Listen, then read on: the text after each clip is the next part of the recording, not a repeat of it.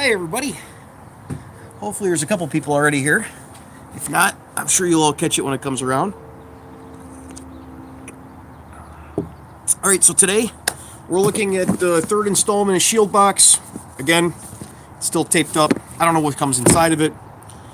It's a subscription service for tactical gear for cops and security guards and people that like tactical gear. And it costs about $50 a month. And if you use the coupon code down below, it should be free field training. You get a discount. So, I don't know what's inside. I'm going to rely on you all to tell me what you think about what is inside of it, just like we've done in the past. And we're going to bust it open using the knife we got from last month's Shield Box, the Stat Gear Osseous or something. And I'm going to have a review on this and that electronic flare that they sent me last month. So, that all came in the box. We're going to check it out and see what it is this month. Kind of like the knife. I like the deep pocket clip on the knife, especially for the size. This thing's huge. So we're going to do a review on that. Lots of people ask about knife reviews, but all my knives, like half of them are out of production because I bought them 20 years ago. Well, I got you here. The podcasts. There's whatcopswatch.com. We got a couple podcasts that I'm on there. And we just came out with The Cop's First Time. I'm going to be taking it off YouTube. And it is just going to be on freefieldtrainingpodcast.com. The links for both of those are down below. All right, so this month in Shield Box, we've got a knife sharpener, and that's on top of their product list. So the knife sharpener, here is the list of products in case you want to freeze frame. I don't know if it's giving it in opposite order again, flipping it around, making it a mirror image or not, but there it is if you want to freeze frame it and strain your eyes to see what's in there. Now everybody's got a copy of it. So we got a little knife sharpener. I used these in the Scouts before. The little diamond files for knife sharpeners tend to be really good on serrations, the little serrations. These little fine and coarse edge ceramic things, those are good for people who don't know how to sharpen knives. So if you don't know how to sharpen knives, this might be great for you for these little things because that makes it really easy. This is the type of thing that people don't know how to sharpen knives use on their kitchen knives and stuff, and they get them reasonably sharp. What's this supposed to cost? PP1 Tactical Mini Knife Sharpener. $15. Actually seems about right. A SAM splint. So, that's fairly useful. Most of the splints I've ever used in real life involve sticks and a rope because it was at scout camp. We didn't carry these things around. But if you're going to have a dedicated splint for a first aid kit, and it comes with the directions, that's always a plus. A pair of extra large Tactical Pro Ironclad Exo gloves. They didn't ask me my glove size, so I'm assuming they're all extra large. If you get one of these boxes and you know that they don't all come extra large, let me know.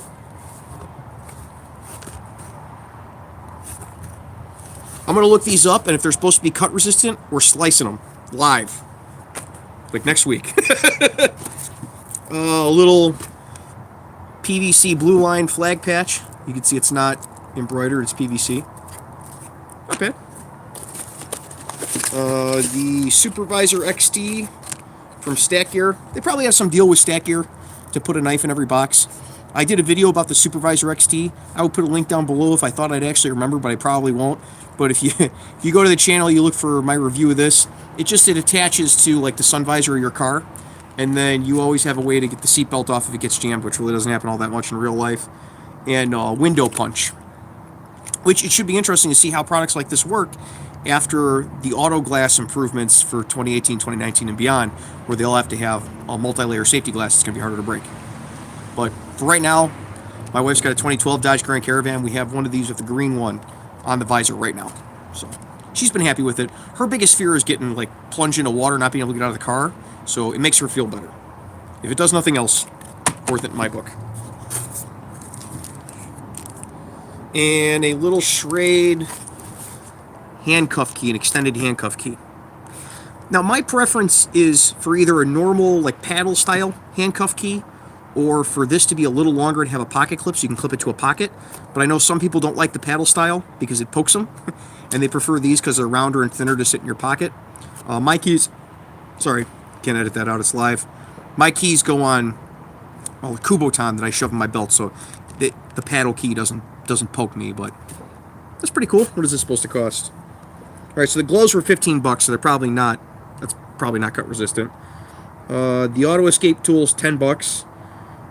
The Sam splint is $15. The mini knife sharpener is $15. The PVC patch is $5, which sounds about right, and the charade handcuff key is $8. That seems about right.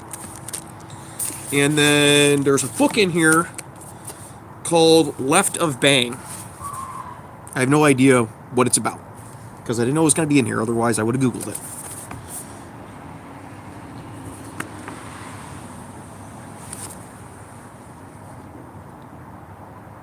On the back, the first line says, "You walk into a restaurant and get an immediate sense that you should leave.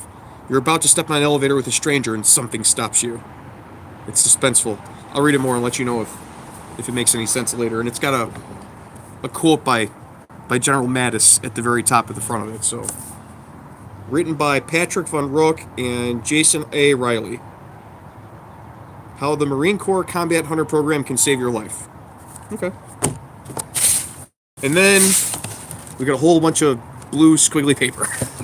So that's what's in Shield Box this month for December. If you're just coming on now, I see the numbers are going up. Feel free to watch the whole video after we're done, where I show everything that's in the Shield Box. And now, without further ado, if anybody has questions about this stuff, I'll bring you a little closer here on my worst tripod ever. And we'll go up. All right, so Tier Talk Corrections YouTube channel, put $1.99 in the donut fund. Thanks, Anthony. And he says, "What's up, Tommy? Come on, you got to ask a question or leave a comment or argue with me about whether officer or guard is a better name for people that work in corrections. I mean, throw something at me, dude. If you're interested in getting involved in corrections, Tier Talk Corrections on YouTube's channel. I will, again, try to remember to put a link down in the description, but it's real easy to find. Just type Tier Talk into Google. It's the only one that comes up. And he's got a cool YouTube channel discussing all sorts of interesting topics in corrections, something that I don't know a lot about because I try to stay out of jail and our lockup anytime I can. I hate working lockup. We'll go up to the top. Everybody's saying hi. Hello to everyone. Hi from various places. Hi from Illinois, in my backyard, where it is surprisingly warm enough for me to be all right in a t-shirt with a Santa hat on. Alex the Gamer YouTube says, "Hey, can I be a moderator?" No, I won't even let my wife be a moderator. I've got some friends that moderate some of the stuff. Sometimes when you see comments, they're not really from me, but, you know, from people that know. People that are, you've seen them in the armor test. There's guys that are cops and former cops and retired cops and EMTs and stuff that work with me on the channel doing specialist stuff, and sometimes they comment on stuff, but it's only people I know in real life and trust. Google goes nuts if you say the wrong thing, so I don't want to get myself in a trick bag. Michele Nowicki says, "This is going to be a good one, I feel it." All right, so it says the total estimated value on this is $87.90. There's a link to Shield Box down below, and my math isn't all that hot, but all of these are fairly low priced items. Instead of it trying to be like, oh, it's a $50 this or a $60 that, it's a bunch of little things that, honestly, other than the book, which I can't really get into right now because I've never read it, all of it seems like something that I'm going to put into use or someone's going to put into use. Like this, not my preference, but I'm going to take this to work in briefing tomorrow and be like, does anybody want this? And it's going to be gone. People are going to snatch that right up.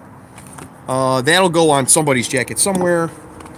Give this to my wife so I don't have to keep sharpening the knives. Or maybe put it in a camping kit or give it to my son. My son's about old enough for pocket knives now. This, my wife will put in her next car if she doesn't transfer the other one over, or we'll put it in my mom's car or something. Gloves, I mean, goes in your auto kit or whatever. Sam splint, you throw that in. I could just put this right in the little go bag that I keep in the wife's car in the stow and go, right? With the first aid kit and the trauma kit and the suture kit and all that crap. So none of it looks like junk that you won't use. So, and had I paid $50 for all of this, I'd be fairly happy. Be like, I got a bunch of stuff that's useful. Amber Turhone says, can only cops get them? No. No, anybody can buy into this. They're not sending anything that's restricted. I mean, if you're over 18 in most states, you can get this knife. It's not, I mean, it's a nice knife. It's a big knife. You know, it's fairly good size, but it's not age restricted or anything. You don't have to be a cop to buy any of this stuff. Nothing that I've gotten so far from Shieldbox, so I would think you'd be able to just get the subscription and you get the stuff that's inside. I don't think any of it is state restricted.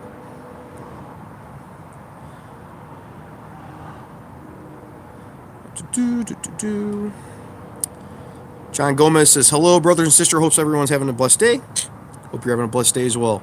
Just got done making Christmas cookies at my mom's house after work. Oh, Amber Terhone says, what's a splint? Okay, so a splint is a method by which you keep a limb, a splint this size, probably going to be an arm, or a digit, or anything else from bending. So you think you have a broken arm, you wrap Sam splint around it and tape it on, or you put sticks or a couple. Well, first you wrap it with a T-shirt or something to keep the things away. Put sticks on both sides, wrap it around. It's a way to keep bone that's broken from ending up out of your skin. So it's a medical device type of thing. Sam splint. Sam splint is just a pre-made splint. So you're not looking for sticks and rope and a T-shirt to wrap around to keep the splint from touching your arm. It's all in one thing. It's pretty common in large facility first aid kits, Sam splints. Google splint. It'd be very interesting.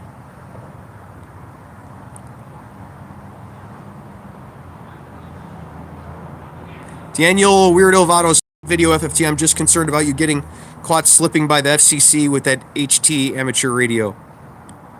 Well, we just put the video out earlier. I would say I'd put a link down below, but it's like the one right before this, so go check it out. Where I talked about a lot of cops by me who use like these little commercially available ham radios as interop radios. So you can program them right from the front with the frequencies that you want to get onto. As long as you know something about radios, you can program them and you can talk back and forth. You can use them like on ISBRN and talk to neighboring towns. The reason this works is that a lot of agencies haven't switched over to trunk systems here and haven't switched over to the ultra high frequency, like the 800 megahertz range. So a lot of ham radios will get on police bands. Lots of them. Around here on the south side, lots of them, because we're using older systems that I don't think we're even supposed to be using anymore. The analog systems that are just open, I don't think technically we're supposed to be using anymore, but we're like grandfathered in. So it's my understanding that this is perfectly legal. If someone knows otherwise and has some documentation from the FCC supporting that, hey, these radios aren't type accepted to transmit on these frequencies, I don't want to be the guy that's creating a whole bunch of interference on other people trying to use radios. Doesn't make any sense for me to do that, especially as a cop. So send me that documentation, because I know Bailfang a while ago got in trouble. They were bringing in radios that were not FCC type classed for the frequencies that they were transmitting on. And they had to stop importing them. And then this new one came out, I want to say like 6 months ago or something. So when I heard the Bailfangs, you're not supposed to use them for whatever reason, you know, they weren't classified properly. They weren't tested to make sure that they're not creating interference with other people trying to use radios. We're like, all right, well, these things are only $30. You just get the newest version of it, which is this Radio Ditty UV5, not GVA, something or another. I don't know. I'm not a radio guy. So I got that on the recommendation of a friend of mine that does police radio service, just like everything else. Now, people tell me about radios all the time. They're like, that's the wrong antenna for your radio. I'm like, dude, the guy I know that does this for a living gave me that antenna, and that's what I stuck on there. That's what I know about radios. A little bit of the legal aspects of like what we're supposed to be using, and a little bit of like how it operates. But this is field training. Free field training, not free like legal advice. So, like I said in that video, I hear back and forth about using those little ham radios for FRS or JAMRS. I don't know. I hear from people both ways about everything having to do with radios. And I see it kind of like the 922R compliance with firearms. Most people don't even know what 922R compliance is. I do, but I'd have to look it up to know what the exact requirements are. So you're buying something that might not be federally compliant coming into the country. Well, it's got a little sticker on the back that says FCC compliant. The new one. The company says this is FCC compliant for all these frequencies. Okay. And some people are like, it's not. You can't use it for FRS, GMRS. Whatever. If you've got like real documentation about whether that particular radio, which is the newer variety of them, is or isn't legal to use for whatever purpose, send it to me. Email it to me. I'm always looking to learn new things. Jake Watts says, what's up? Much love from Arizona. Much love from what's left of the light in Illinois. I'm trying to get this done before the sun goes down.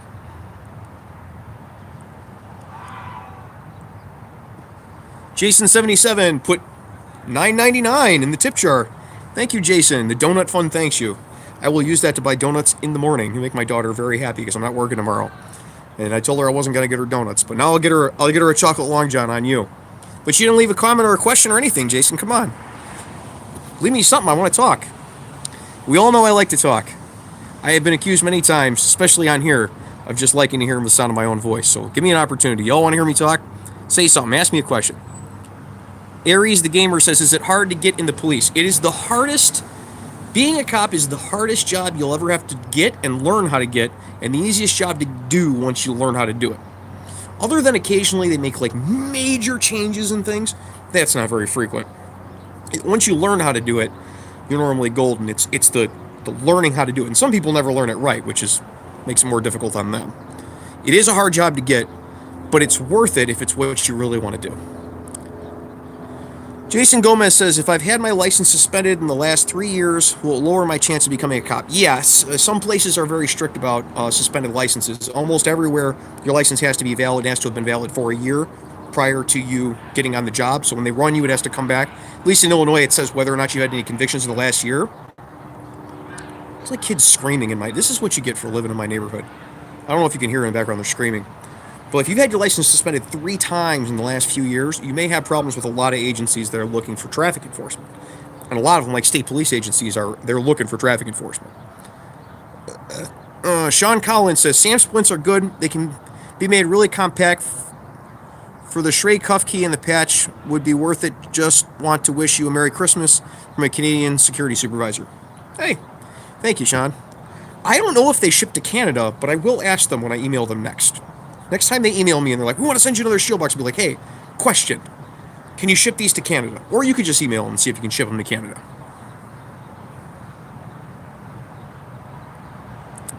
Tier Talk Corrections YouTube channel sent $4.99 again. Thank you. We'll put that in the donut fund. I guess I'm getting my daughter a whole dozen tomorrow morning. He says, thank you for that recognition. I love your channel and all the hard work you put into it. It would be awesome to have you as a training officer. Not the jail. They'd be like, that guy, he wiped crap all over the wall. What are you going to do? I don't know. Call after him, I think, next week. Lock it. Don't let him in there. I like watching. I won't say that I watch everything Tier Talk makes, because I barely watch everything that I make before I post it, which is evident if you lose the quality. But I have watched some stuff that he's done and gotten on there and like had discussions with people, and I especially like his Facebook page because I can go on there and there'll be like a topic, like they just had one about pornography in jail, and they were talking back and forth about the rules for different jails with prisoners having pornography, and like, where else do I get the opportunity to ask people that have 10, 15, 20 years on the job in corrections, like, what's the deal with this? Why is this a rule? Why isn't this a rule? What's the pluses and minuses of it? And it's very interesting to get the responses back and forth from people. I work with a couple guys that like used to work in prisons. They were corrections before they went into law enforcement, but normally that's like people that are doing as a stepping stone job. So it's nice to have a YouTube channel, Facebook page, Instagram, where I can go and be like, I don't think he has Instagram. If you have Instagram, let me know and I'll follow you on it. But I know on the Facebook page, I can talk back and forth with people that have been on that job for 10, 15 years and get their opinion on it. Because I wouldn't have thought anything like pornography in jail. I don't know about that. You like to learn new things? If you want to learn about corrections, go on his channel. Not Saying, that's the name he has on there, says, just started a job doing community corrections. So far, it's been interesting and fun to learn law enforcement. Been a firefighter EMT for the past 6 years. It's always interesting that some people thrive on learning new things, and some people just want the way it's always been, and that's how we're going to do it forever. And I'll admit to having a little bit of those things, in my personality, depending on what day of the week it is. But I'm glad you're branching out and trying new things. You might find out that you like, doing corrections or doing law enforcement more than you like being an EMT or a firefighter. Different strokes for different folks. Hose dragger.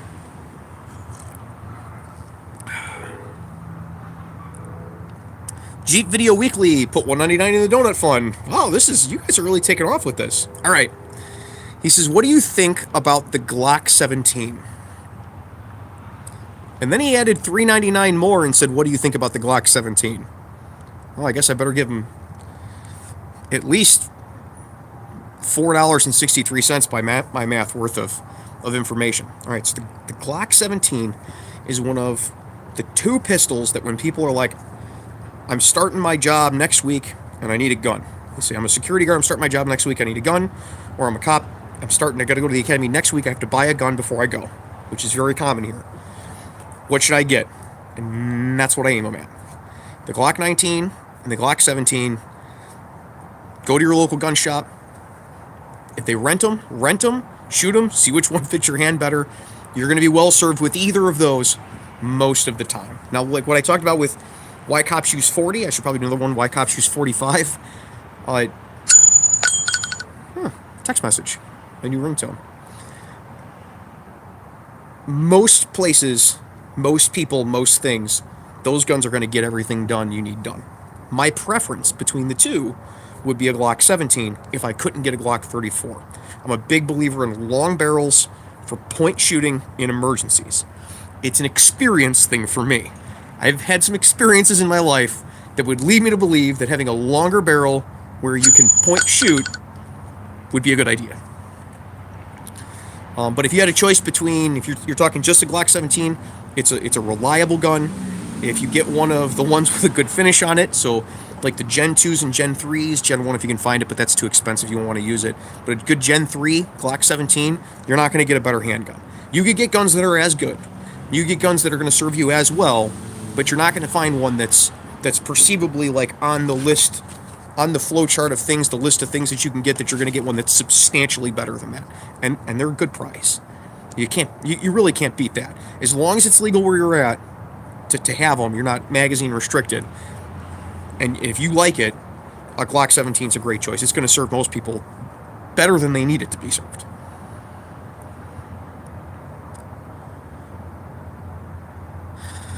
Kyle Hallergren says, this is a weird question, but what is the difference between a constable and an officer/deputy? That depends on the state. Here in Illinois, we don't have constables. Some states have constables, and they're an elected position or an appointed position, and they do civil filings. So it's like a law enforcement officer that you can hire to serve people with papers. And other places use constables for completely different things. And over in the UK, it's my understanding a constable is like patrol officer. In Illinois, we have officers and we have police officers and we have deputies. And deputy sheriffs aren't always police officers. They don't always even have like statutory power of arrest for like things that they don't see personally. So there's this huge tiered system here in Illinois with, you can have a sheriff's deputy whose job is court security. And all they do is court security. You can have sheriff's deputies that just work the jail, and then we have the Cook County Sheriff's Police, which are sheriff's deputies that are police officers as well. So, and then depending on your state, all that can change. In some states, deputy sheriff is the exact same thing as police officer, and my advice is just call them all sir, or ask them if they want a donut, whatever works for you. But those words do mean things, but those meanings change state to state. Just like light colors change state to state. Here in Illinois, green means nothing. I think in Michigan it means EMT or doctor or something. In Illinois, volunteer firefighters use blue. In some states, they're restricted from using blue, and they have to use red. Same thing with the titles.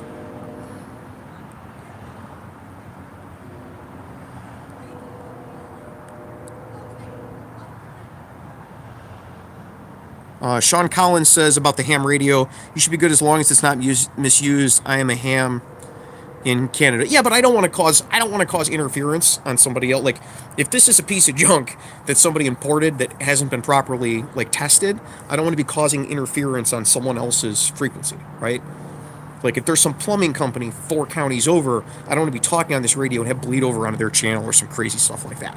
So I'm like, just try to follow the rules. As far as I know, I'm following the rules. Kelso Loic says Ruger GP100 is best. Glock's break. Eh. There are some models of Glock that have had a problem with breakage. I actually have one that's on like indefinite loan for armor tests because I didn't have a Glock 45 ACP.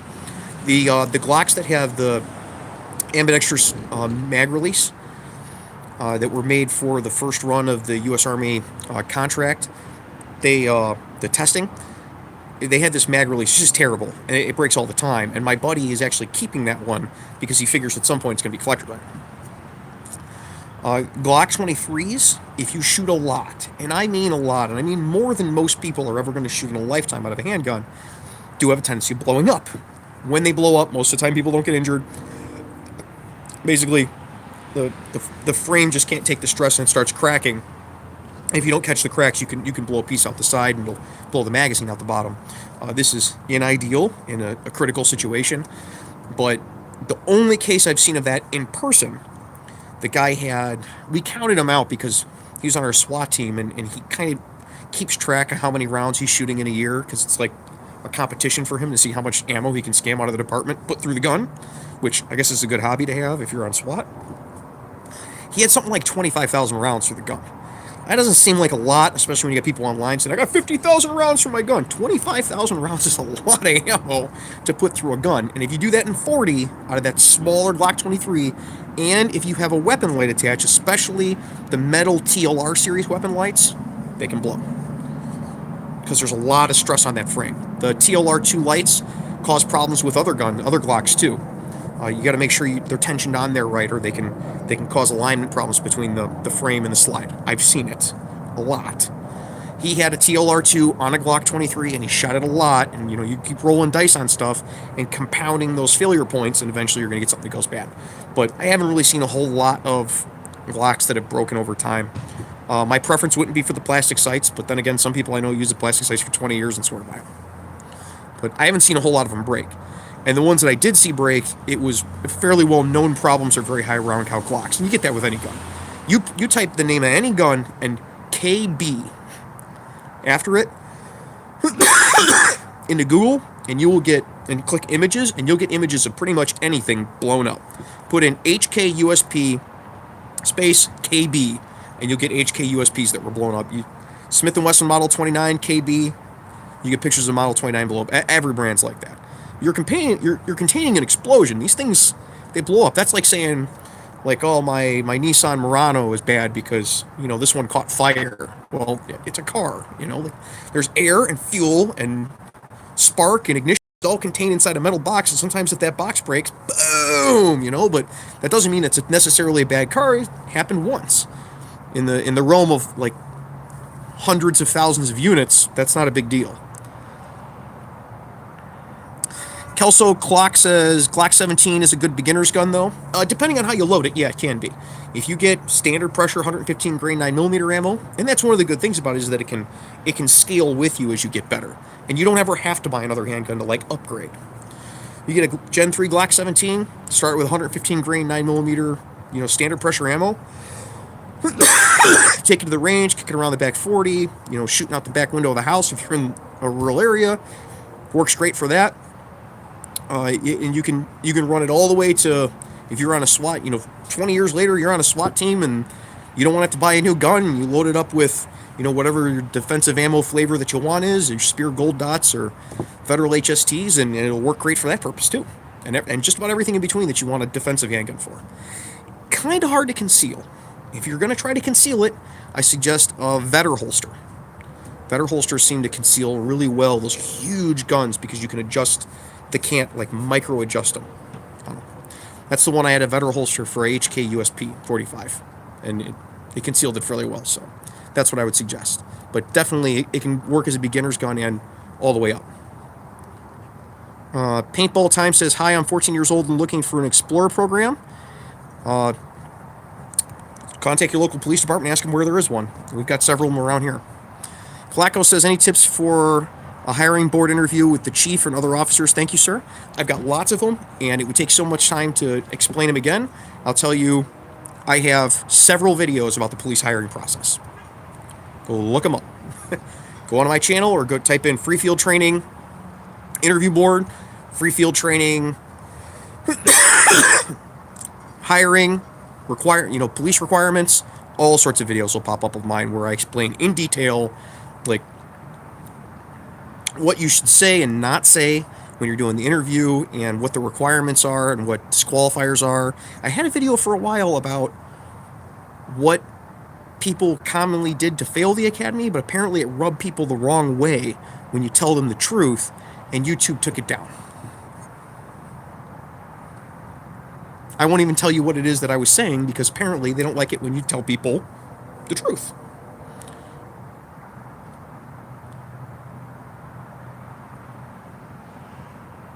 Jason Ortega says, did you get accepted at the police academy on your first try, or did you have to redo the process? All right, so the police academy here, you get hired, and then they send you to the police academy.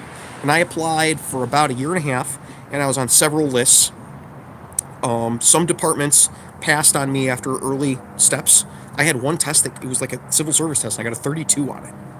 Which all the other ones I was like in the high 90s, and I took this one and I got like a 32. I must have skipped a spot on the Scantron or something, but it can be quite a process, and it wasn't like I jumped right into it and was a superstar at taking the police hiring process tests. Jaden Lamb says, hey, Free Field Training, I got some good news. I'm almost done with my drug and alcohol tests. I'm looking forward to getting my driver's license. I'm so excited. Congrats on getting your license unsuspended. Blackjack says, starting gun range tomorrow for Philly PD. Hi. Jason M. Outdoor says, nice hat. Thank you. It is December. I wear this hat pretty much from the 1st of December through the 30th of January every year. I find it lightens my image. All right, 15% battery left on my phone, so we got to get going soon. Not Saying says he's not afraid to still drag a hose, but I've always wanted to be in corrections law enforcement, so it's a stepping stone for now. Well, there's nothing wrong with dragging a hose for a living. I'm actually kind of jealous. Love a Boat says, when I heard your ringtone, I thought you just cracked a cold one. No, still on coffee. It's actually like a shell casing hitting the ground. Probably doesn't come through the thing very well. I Love Boats One put $1.99 in the donut fund. Thank you very much. Says your videos are great. I always enjoy them. I appreciate it. Thank you for watching. Eric Dorsey says, do Smith & Wesson M&P 40s have breakage issues too? I haven't seen any breakage issues with them. Their trigger just kind of sucks. I don't like them. I don't like the trigger. And that's it. That's the end of the stream. So, and I'm at 15% battery, which means I got to shut it off. Otherwise, I'm just going to clip out at some moment and be like, and it's going to go dead. So that's Shield Box. In case you're still interested in Shield Box at this point in the video and you're not just here to talk with me. But coupon code's down there. I forget what it gets off. It's like 5 or 10% or something. But, 5% of $50, 5% of $50. And we're going to have some more product review videos on this stuff. Definitely this knife and the electronic flare. And, well, I'll look through the book a little bit and see if the book's any good. And all the rest of the stuff is stuff that I'll use or give away at work and people will love. So that's what we got. So next week, you guys be safe and take care of each other.